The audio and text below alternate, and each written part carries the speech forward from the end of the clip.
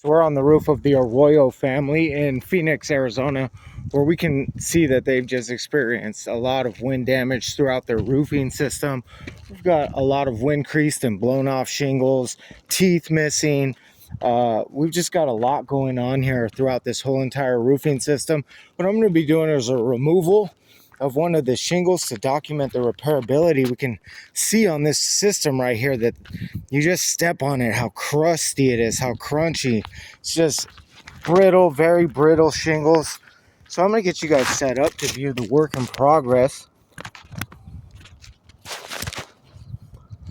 Hopefully this gives everybody a viewpoint. They can see what's taking place. What we have here is we have a dimensional shingle, and this shingle is extremely wind creased. It's been flopping around in the wind. We can see that it's loose. We've got a large crease throughout the entire thing.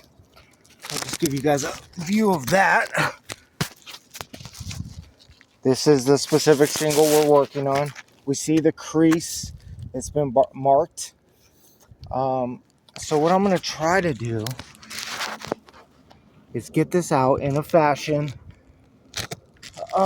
that doesn't do any damage to the books above it, which is this book and this book. These two books of shingles run, this runs about 8 inches overlapping this shingle, about 6 inches, sorry. And then this book runs the duration. What we have is 4 nails in the nail strip, or fasteners in the nail strip. They are in the nail strip of the damaged shingle. We also have nails in the tar strip of the books that are above this shingle. 1, 2, 3, and 4. So we've got about 8 shingles that we're going to need to remove. So first, what we're going to need to do is separate the books from the tar line that are above the shingle that we're trying to get out. So we'll start right here. Just slowly, you got to be really careful. These things are so brittle.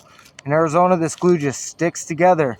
You don't want to puncture through anything or break anything. You just need to get that glue separated.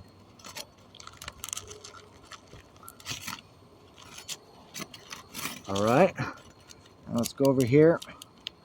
Man, they're so thin. You can just see the granules just from this little bit of work just falling off of this shingle.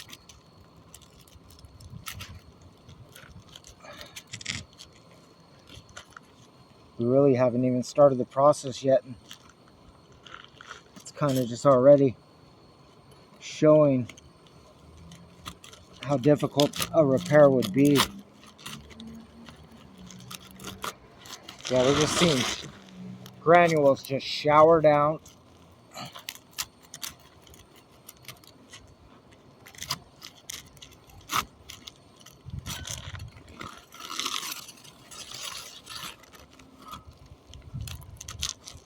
All right, it looks like we have been able to get that tar strip removed. Now what we're going to need to do is break the fasteners that hold it in place. We just use our little separation bar, flat bar. We first deal with the 4 that are in our nail strip. Now we're going to work our way to the ones that are in the top nail strip.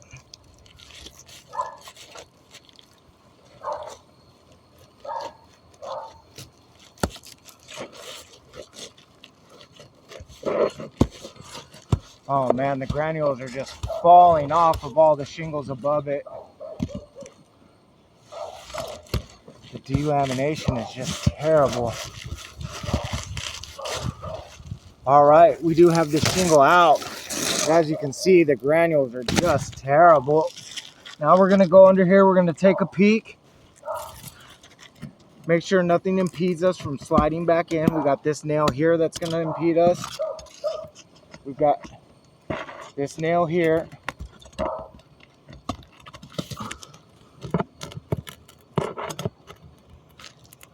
We've got one right here as well. And one right here. Oh man, this thing is just falling apart.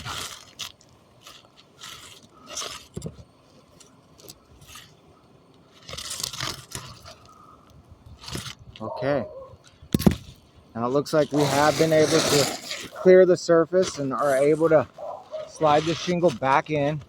What we're going to want to do is we're just going to use our bar right here to get those fasteners that are in the back. We're going to need to go up and over those. So there's one.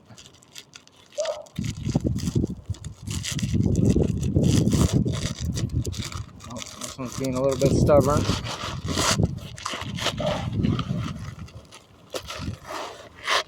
That could be two. And it looks like we do have a reinsertion. We are flush and straight. So now what I'm going to need to do is use my 1.25 inch per code roofing nails and the recommended roofing snake. And we're going to go ahead and start over here at the nail strip. What you want to do is you want to make sure you're aligned with the nail strip, which is about right there. You have a good strike. Oh man, we can just see the granules just falling off. All right. We've got that one. Now we'll go to right here. Make sure we're in the nail strip. Straight and flush.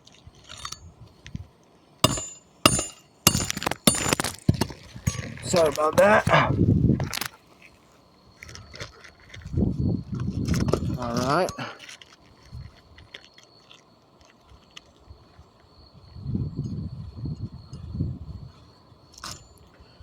Now I'll go right here. You're in the nail strip. Oh man, these shingle snakes or roofing snakes, they're just brutal on these shingles above them. They impact it and fracture the fiberglass. They also don't drive the nail in all the way, which is eventually going to become a problem. That's how nail pops are created. And all right, so we do have it back in place, but we see a lot of stuff going on here. First of all, we saw all the granule loss that fell off of this shingle. You know, it's just, we can also see a small crease right here. That's likely from where this impact. We see that this tooth has come undone because of this, how brittle these shingles are. It's actually created quite a bit of damage on both of these books. We can see the impact mark right here, the strike mark from the roofing snake.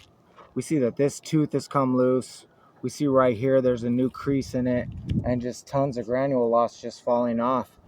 This actual replacement of one book of shingles has created damage on the 2 books above it. I can't consider this a victory. I have to say that this is a fail.